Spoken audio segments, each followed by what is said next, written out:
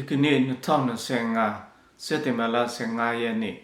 တနင်္လာနေ့ရက်ထိပ်တန်းထူးခြားတဲ့အချို့ကိုပြောပြချင်ပါတယ်။နိုင်ငံရေးလှုပ်ရှားသူချာလီကတ်ကို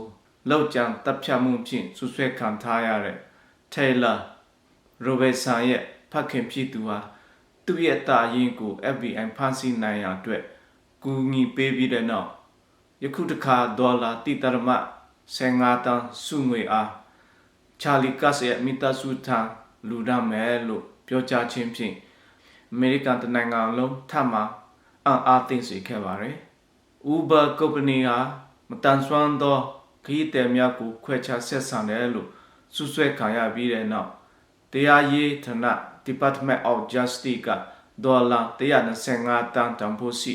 တရားစွဲဆိုမှုကိုပြုလုပ်ခဲ့ပါတယ်။အမေရိကန်လေကြောင်းလိုင်းများဖြစ်ကြတဲ့ American Airlines နဲ့ Delta Airlines တို့ကသူတို့ရဲ့ဝန်ထမ်းအချို့ဟာချာလီကတ်လောက်ကျန်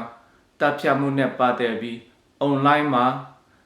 လောင်ပြန်ခြင်းနဲ့ဝမ်းမြောက်ခြင်းပြောဆိုမှတ်ချက်များပြုလုပ်တဲ့အတွက်အလုတ်တော်ပေါ်မှာရနာစေခဲ့ကြောင်းကုမ္ပဏီကအတည်ပြုပြောဆိုထားတာကိုတွေ့ရပါတယ်။ချာလီကတ်ရဲ့ကွယ်လွန်ပြီးနောက်အီလွန်မာက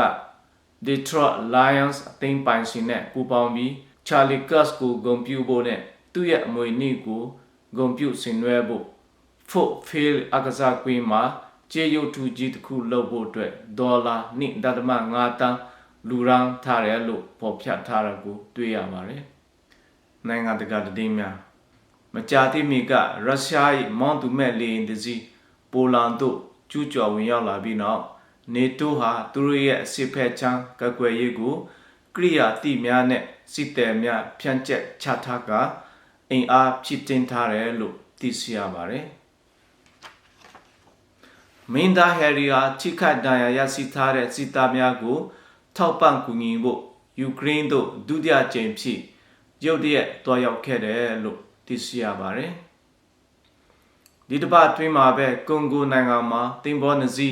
နှိမ့်မြုပ်မှုဖြစ်ပွားခဲ့တဲ့အတွက်လူပေါင်းနေရာနင်းပါတည်ဆုံခဲ့တယ်လို့အတည်ပြုပြောဆိုထားတာကိုသိရှိရပါတယ်။ဘရာဇီးနိုင်ငံ၏သမ္မတဟောင်းဂျာဘောလာဆိုနာရိုဟာအနာသိယံကျိုးပေါမှုမှာပါဝင်ခဲ့တဲ့အတွက်ထောင်ဒဏ်29နှစ်ချမှတ်ခံထားရပါတယ်။ထူးခြားတဲ့သတင်းများကိုအဆုံးထိနားထောင်ပေးတဲ့အတွက်ကျေးဇူးတင်ပါတယ်။